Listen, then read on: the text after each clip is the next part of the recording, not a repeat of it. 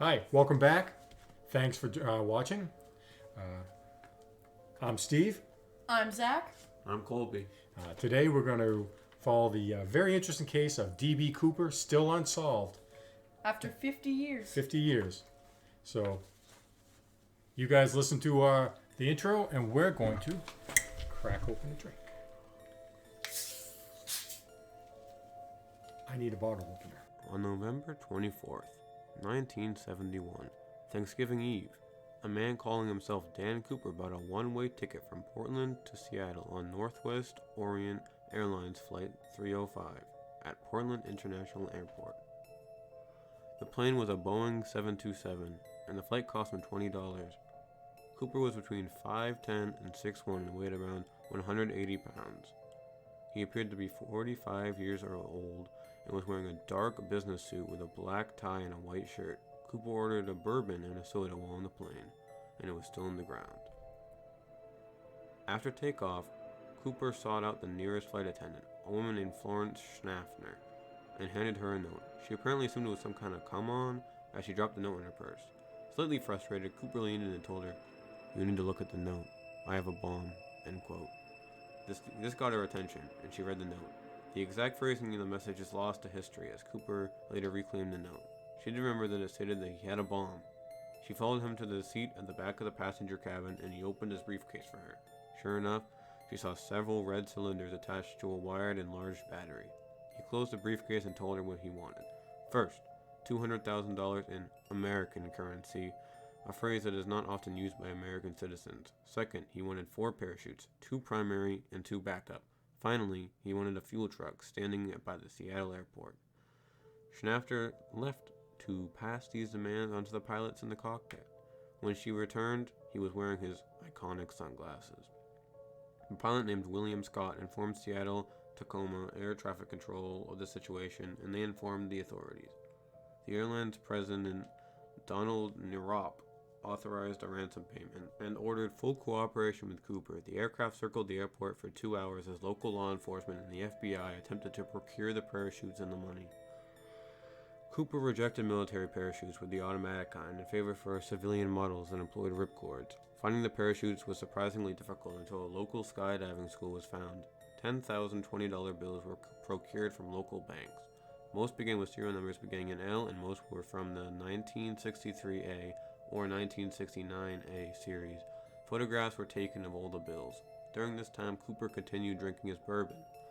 Flight attendant Tina Mucklow spent the most amount of time with him. Although the FBI claimed that his behavior was raunchy and disrespectful, she says he was calm and polite. She says that he was not nervous at all. She also stated that Cooper recognized local landmarks from the air, indicating a familiarity with the Seattle area. The 727 landed in Seattle for refueling. Cooper demanded that all window shades be closed, probably out of fear of snipers. The money was delivered, as were the parachutes, to Mucklow. After this, Cooper ordered the release of all the passengers and most of the crew. Cooper gave the crew his flight plan, which led to Mexico City. He demanded they go at a minimum airspeed and a maximum altitude of 10,000 feet. He ordered wing flaps to be lowered by 15 degrees, the cabin to be unpressurized, and he wanted the landing gear to remain engaged during the flight. The airline objected to the gear remaining down, and he agreed to lower it after takeoff. The crew and Cooper agreed to another refueling stop at Reno, Nevada. Cooper was clearly well prepared, and he had working knowledge of the aircraft industry. An FAA official requested a meeting with Cooper aboard the airline, but Cooper knew that would be a bad idea and refused. The 727 took off at 7:40 p.m. with 5 people on board: the pilot, his co-pilot, a flight engineer, and Mucklow and Cooper. 5 fighter jets were trailing the plane. No one saw him exit the plane. About 15 minutes later, movement was detected on the stairs. 2 hours later, the plane landed, and a search indicated that Dan Cooper was no longer aboard the plane. The FBI believed that Cooper's landing zone was near Mount St. Helens area, somewhere near the Lake Merwin Dam. There was no trace of a hijacker found in that area. The search did find the remains of a teenage girl who had been kidnapped and murdered several weeks prior. The FBI found 66 unidentified fingerprints, a clip-on tie, and 2 of the 4 parachutes. Several cigarette butts were found, but their current whereabouts are in dispute. The FBI had also confirmed that they had DNA sample from his tie, which they have used to disqualify suspects in the investigation. In 1980, an 8-year-old in Vancouver, Washington, found 3 packets of the ransom cash in the sand of Riverside Beach. The FBI originally determined that Cooper was a military veteran with parachute training. After a few years, this opinion changed. The current theory is that he had no experience with parachute. They have determined that no experienced skydiver would be able to make that jump. Also, he selected an older military type of parachute that wasn't as maneuverable, and his chosen backup was actually a dummy chute that would not work. Most sky jump experts have said that a novice could not make the jump, but an expert could. At some point, the reporting of this incident incorrectly labeled Dan Cooper as D.B. Cooper, and the name is stuck for almost 50 years. His case, which was closed in 2016, remains the only unsolved skyjacking case in American history. Now starting with the first suspect, Robert Rackstraw. Robert Rackstraw was a very colorful suspect. He was a retired pilot and ex-convict who served on an Army helicopter crew and other units during the Vietnam War. He had a reputation for courage, but was known as a rule breaker and a crook and a con man. While on bail facing weapons charges, he faked his death by calling Mayday in a false plane crash. He looked like Cooper though, although he was only 28 in 1971, had military parachute training and a long criminal record. The FBI eliminated him as a suspect due to lack of evidence. He is claimed to be the outlaw several times though. In 2016, Rackstraw re-emerged as a suspect in the History Channel program in a new book by Thomas J. Colbert. One of the Flight 305 flight attendants said that he did not look like the skyjacker. Rackstraw's attorney called the allegation the stupidest thing he's ever heard. Rackstraw denied it and said earlier claims of being Cooper had just been a stunt. Rackstraw died in 2019. Now, on to the next suspect. The second suspect is Richard Floyd McCoy Jr. Originally thought to be D.B. Cooper copycat, Richard McCoy soon became a prime suspect. McCoy hijacked a plane with an unloaded gun and a paperweight that looked like a hand grenade and demanded $500,000 ransom. He parachuted off the aft stairs just like Cooper, but unlike Cooper, McCoy left behind handwritten notes and fingerprints. McCoy ended up breaking out of prison with a fake handgun and spent 3 months on the run before the FBI agents tracked him down to Virginia and killed him in a shootout. The agents who shot him bragged, "When I shot Richard McCoy, I shot D.B. Cooper at the same time." He claimed McCoy had used a few of Cooper's methods that weren't made public. McCoy family insisted that he was in Nevada celebrating Thanksgiving with them when Cooper made his heist. Now, on to the third and final suspect. Kenneth Christensen was a paratrooper in a time just after World War II. After he left the military, he worked as a mechanic and flight purser for Northwest Orleans Airlines, which connects with the inside job theory. He loved bourbon, and he bought a small house not long after the skyjacking. The house was not bought with cash, though. He had a mortgage. Flight attendant Florence Schnafter had said that the photo resembled Cooper, but could not say for sure. He was left-handed, which Cooper was believed to be. He also had a folder full of Northwest Orient news clippings from dates until the day of the hijacking, and then it stopped. Kenneth didn't have any clippings of the D.B. Cooper incident, despite it being the biggest Northwest Orient news story there was. The FBI says that Christensen was a paratrooper and thinks the hijacker could not have been one. They also said he was shorter and smaller than Cooper was described. Also, the hijacker had hair, while Christensen was balding, though he was known to wear a toupee, until just after the skyjacking. Thank you, me. Well, let's get into the questions. All right, so we have questions about the investigation. Yeah. And I think like the behavior of the FBI agents, I think, is one of the things that kind of bothers me. They made claims about his behavior on Cooper's behavior on the plane being all raunchy and rude, but the flight attendants, they disagree, right? Yeah. Right. They said he was calm. I'm not saying he's a good guy. He's a hijacker. I just feel it was unnecessary for the FBI to once Cooper became something of a folk hero. It seems like they took that personally.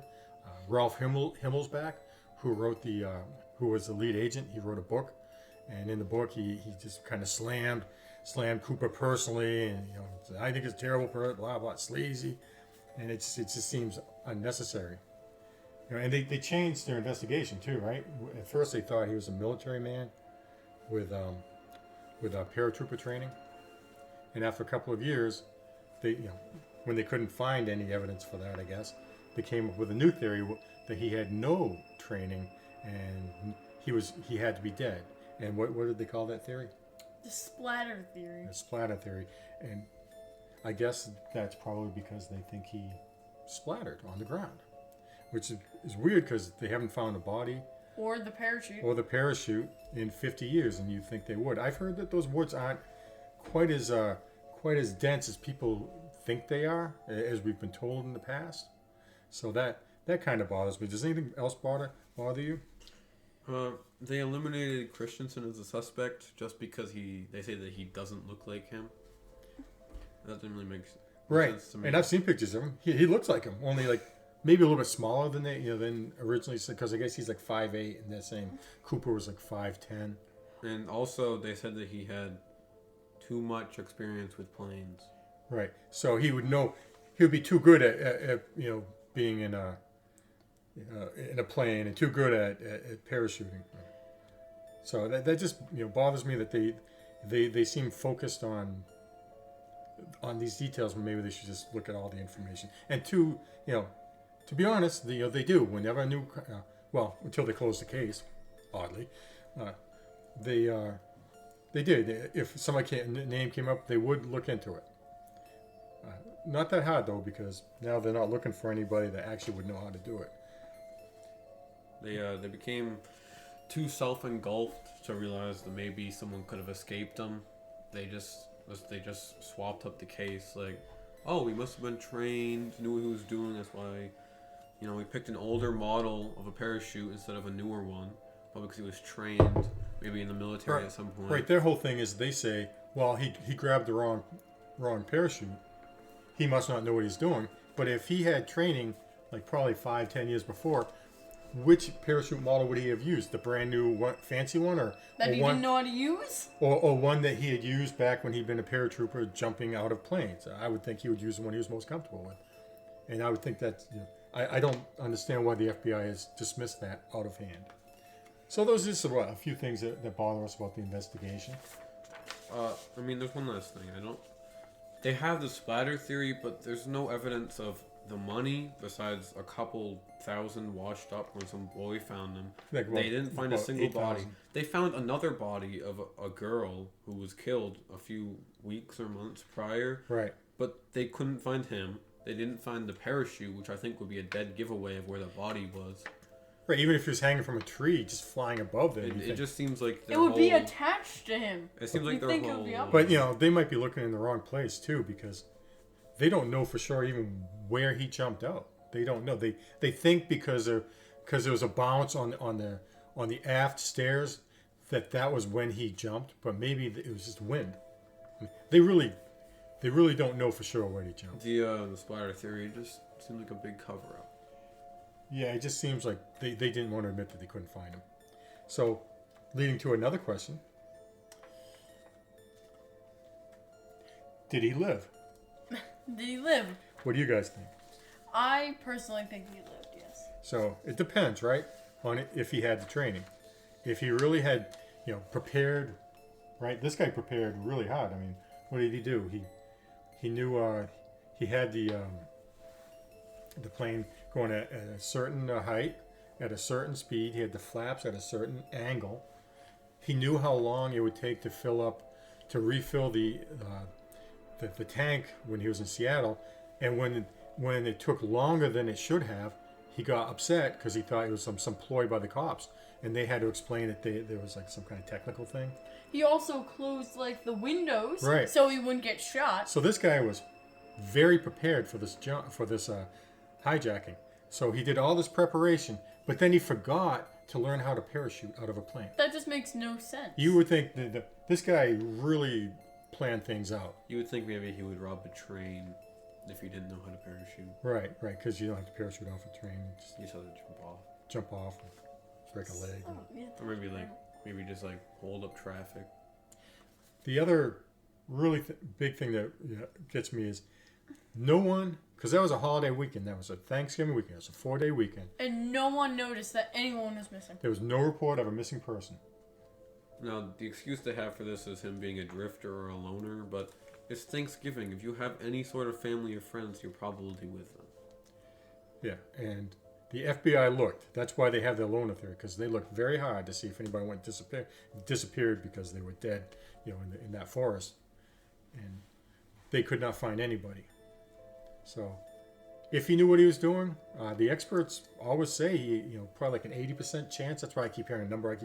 If he was actually if he knew what he was doing, if he had experience jumping out of planes, even though that plane was going faster than he probably would have had experience going, that he probably had like an 80% chance of living. I mean, probably would have been tough though because he was wearing like loafers on his feet when he jumped out. So if they didn't get blasted off by the wind when he came down, he might have been walking home in his bare feet. Of course, he had $200,000 in the bag, so maybe he would be okay with that. I don't know. Like, I can buy some new shoes when I get home. Yeah, he had the money for new shoes. If all the money didn't go flying, because some of the money washed up on. I mean, maybe he just tied it up with a cord from an airplane, from a parachute. For all we know, he could have jumped out. He could have been like, woohoo! And then the money just fell out of his hand. Entirely possible. He had a rat tied up around his waist. Yeah. With a cord from the parachute. So you would think he would know how to do it, but maybe he didn't understand like 200 miles. That the winds were that they were going 200 miles an hour and the winds was like strong and it was a lightning storm. The wind could just blast. Maybe the money went flying and that's why some of it washed up. But only a small amount of it washed up on shore, and they've never found the rest of it. You think if it was in like a bag, all of it would wash up, or at least most of it? But no. So the FBI and law enforcement, their big thing is none of the money ever showed up, right? Except that $8,000. So I'm going to tell you. So how many in $200,000? How many $20 bills is that? 1,000. All right, we'll go over here. Maybe 10,000. Wait, how much money is it? $200,000. $200,000 in So it's $20 bills. That's $10,000 $20 bills. That seems like a lot, right? When they wrote down the serial numbers, they should have been able to find them just like that, even though they didn't have computers or scanners or anything back then. And the bank stopped looking for those serial numbers after just 6 months because it was too much work. He easily could have waited. Here's something. I looked it up. You know how many $20 bills are in circulation right now? 8.9 billion. What are the odds if there's 8.9 billion $20 bills floating around out there? And there were less back then in 1971, but I'm just saying. And you're going to find 10,000 of them? What are the odds? You ever hear the phrase drop in the bucket? I mean, it's less than a drop in the bucket. Needle in a haystack. Yeah. 8.9 billion $20 bills floating around out there. And people are surprised that they didn't find these $20 bills. And they only have a lifespan of about 8 years, and then they get thrown out or whatever happens to them. So if he waited just a couple of years, or a year, spent them, if he was smart, not spending them in the Pacific Northwest where they were actually looking for those serial numbers, they weren't going to find those $20 bills. That's just another, that's another thing law enforcement tells everybody. Oh, there's no way you could have there's spent no that way, money. no way they could, no way we wouldn't have found them. They didn't have computers back then. They didn't have any scanning devices. It would have been human, your eye. You had to, people would tell us, saying, hey, here's the number. What are the odds? The odds are 0. It would be like the smallest needle in the biggest haystack. Right. So that's a thing that had always bothered me until I did a little bit of research, and now I don't think they would ever find that money, and it's long gone now. It's if it was in circulation, after a while they look a certain way and they get burned. The treasury gets rid of them, and I don't know if they write down the serial numbers when they do it, but I doubt it. If there's billions of them, right? They probably just count them all, burn them, or whatever they do to destroy them, and then make some more of the same amount. So, who do you guys think did it? I'll tell you. Who do you think definitely didn't do it? Me. No, of the 3 suspects. Who do I think definitely didn't do it? Yeah, I think like this new guy, this Robert Rackstraw. Yeah. Yeah, he was a con man back then, and some guy wrote a book about him, and he's like the trendy guy, but he's not the guy. He's not the guy. He's too much of a big mouth. He would have been caught, and that's it. And Richard Floyd McCoy, he was my guy for a long time because he looked like Cooper. He hijacked a plane and got even more money than Cooper. But he left fingerprints. Handwritten notes. And Cooper was very careful. He wasn't. Because what did Cooper do? He insisted that he be given his notes back, right? Left little evidence at the scene. Only thing except the cigarette butts and and that's because he didn't know about DNA. I back think then. he also left his tie too. His tie. That's why they have Yep. DNA. So that leaves us with Kenneth Christensen. Which is my personal favorite suspect. Me too. Mine too. Of the three, I don't know that he did it. If I was going to guess, it's somebody that is not a suspect, that we've never heard of. But of these three, he seems like the most likely. I like it a lot. I like him as a suspect a lot, just because of how quickly he was ruled out. What is this excuse? He has too much experience. Yeah, he was too. He was too good he- at planes. He fits the profile too well, the original profile. He worked for the airline. So that would explain how he knew about the plane. When he was in the military, he knew he had parachute training. He had an axe to grind. He was not really. He worked for the company forever, like 22 years. But he's like one of those guys that's always bitching about his work too. So he had every reason to do it. And he bought a house. Now everybody originally thought he bought it with cash, but that's not true. He got a mortgage. Yeah, But that's a smart thing to do, right? You get the mortgage, and then you pay the mortgage, right? all of a sudden he just has $20,000. Right, right. And if it was him, he was really smart because he didn't go out and make a big deal out of anything. He just went right back to his life. But the thing that gets me, and it gets Zach, I think. The most is that behind one of his pictures, he had a picture of him dressing up as D.B. Cooper. Yeah, there's a second picture of him. We don't know if he was dressed up as D.B. Cooper, but he's what? He's walking through the door, and what's he got? He's got the suit on. Yep. Got a briefcase. He's got a briefcase, and then he's got this paper bag that looks like it's filled with something. And that picture was developed in March, the March after Thanksgiving. But there's a wreath on the door, Christmas wreath on the door. So the picture was taken sometime before Christmas, which is very Close to Thanksgiving. very close to Thanksgiving. So maybe he was just goofing around. But why do you have the picture like behind another picture? So of the three, he's our guy, right? Mm-hmm. He's our guy. Kenny Christensen, you're our guy. Nope. You can see us up there. Then, He's dead, right? yep, he's dead. Yep. All three of the guys that we mentioned. McCoy went out in a blaze of glory. He broke out of jail, and he wasn't going back. And he died. And so he went out in a shootout and a blaze of glory, and so all of them have moved on. So we're now. I think if there's any way to find this after like the Golden State Killer thing with the DNA, I'm thinking maybe the FBI should look into that. Maybe the DNA they have isn't enough for them to do this testing, but down the road, I'm pretty sure it will be. And I think they have a good chance of solving it with the DNA. And I think that's it. We think if these three candidates are the only ones, we think Kenny's the guy that did it, right? Yeah. All right. Okay, I think this was good. That's good, yeah. All right.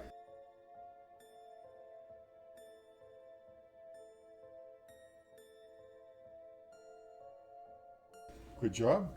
Good job. Good job. Thanks for joining us. I think I'll have another beer.